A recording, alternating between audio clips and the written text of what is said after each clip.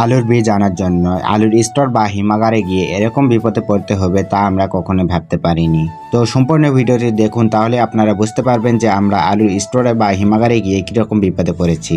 আসসালামু আলাইকুম। আজকে আমরা সকাল 9টার দিকে বের হয়ে যাই আলুর স্টোর বা হিমাগারের দিকে। সেখান থেকে আমরা আলুর বীজ নিয়ে আসব।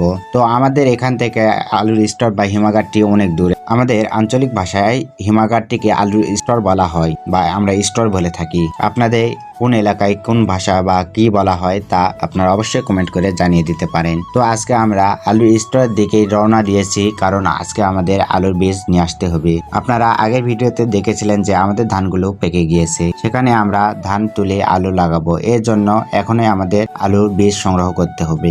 আগেই বলে নেওয়া ভালো যে আমরা আলুর স্টোর থেকে বীজগুলো যেগুলো নিয়ে আসবো সেগুলো আমরা নিজেরাই সামনে বছর রেখে এসেছিলাম। আজকে সেই আলুর বীজগুলো নিয়ে আসার জন্য আজকে আমরা আলু স্টোরের দিকে রওনা দিয়েছি। আমাদের সাথে 6-7 জন যাচ্ছি আমরা আলুর স্টোরে বীজগুলো আনার জন্য। আমাদের বাসা থেকে আলু স্টোরটি অনেক দূরে, এটি প্রায় 30 থেকে 40 কিলোমিটার দূরে। সেখানে গিয়ে আমাদের আলুর বীজগুলো রেখে আসতে হয় বা আবার যায় নিয়ে আসতে হয়। তো বেশি কথা না বলে আমরা সরাসরি আলুর স্টোরে এসে আপনাদের সামনে কথা বলছি। আলুর স্টোরে এসে আমরা দেখতে পাই যে এখানে অনেক মানুষ এসেছে আলু তোলার জন্য। সেখান থেকে অনেক মানুষ আলুগুলো নিয়ে তাদের বাসায় যাচ্ছে, কেউ বিক্রি করছে এরকম। আলুর স্টোরে এসে আমরা প্রথমে আমাদের আলুর স্টোরটি প্রায় ঘুরে দেখার চেষ্টা করছি। এখানে গিয়ে আমরা দেখতে পাই যে আলুর স্টোরের উপরে গিয়ে দেখতে পাই যে এখানে আলুর বীজগুলো আর বেশি নাই, আলু এত বেশি নাই, সব আলু নিয়ে গেছে, অল্প কিছু আলু রয়েছে। বর্তমান আলুর দাম প্রচুর, স্টোরও প্রায় ফাঁকা হয়ে গেছে।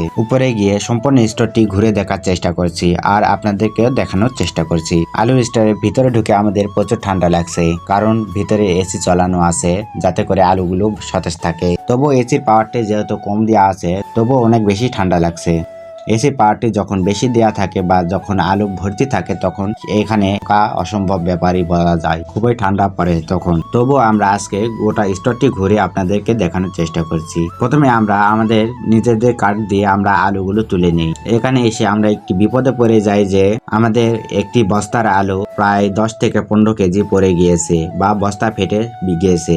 এখানে আমার এক বড় ভাইয়ের প্রায় 4টি বস্তা রেখেছিল, 4টি বস্তায় ছিঁড়ে গিয়েছে আর তার আলুগুলো গাজাইছে বা গাছ বের হয়েছে, কারণ তার আলুগুলো 7 থেকে 10 দিন আগে বের করে রাখা হয়েছিল আমাদের যা মনে হচ্ছে। এখানে একটি আলু স্টোরের ব্যর্থতা আমরা দেখতে পাই। এখানে এসে মূলত আমরা বিপত্তি যেটা দেখতে পাই সেটি হলো আমাদের কিছু আলু পড়ে গিয়েছে, তার 5টি বস্তা ছিঁড়ে গিয়েছে, এরকম করে আরো 2-3টি বস্তা ছিঁড়ে গিয়েছে। এখানে আলুর স্টোর বা হিমাগারে একটি ব্যর্থতা আমরা দেখতে পাই যে তারা আলুগুলো ভালোভাবে রেখেছিল, কিন্তু যখন বের করার সময় অন্য জনের আলু বের হয়েছিল, সেগুলো নিয়ে এসে দেখে সেগুলো তার নিজের আলু নয়। এর জন্য সেগুলোকে ওরকমই রেখে দিয়েছে। কি করার, আর কিছু করার নাই।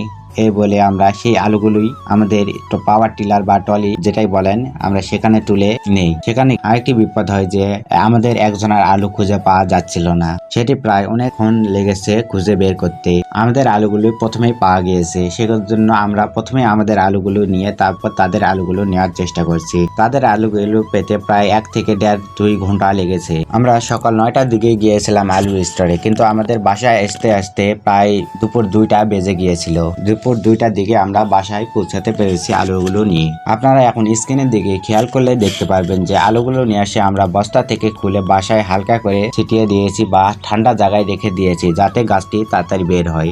এই গাছটি বের হলেই আমরা এই আলুগুলো জমিতে রোপণ করব। সকল ভিডিওগুলো আপনারা দেখার জন্য চ্যানেলটি এখনই সাবস্ক্রাইব করে রাখতে হবে। আপনারা অনেকে আমাদের ভিডিও দেখেন কিন্তু চ্যানেলটি সাবস্ক্রাইব করেন না এবং ভিডিওগুলোতেও লাইক দেন না। অবশ্যই চ্যানেলটি সাবস্ক্রাইব করে ভিডিওগুলোতে লাইক দিবেন। আজকের ভিডিওটি এই পর্যন্তই। পরবর্তী ভিডিওতে দেখা হবে। আল্লাহ হাফেজ।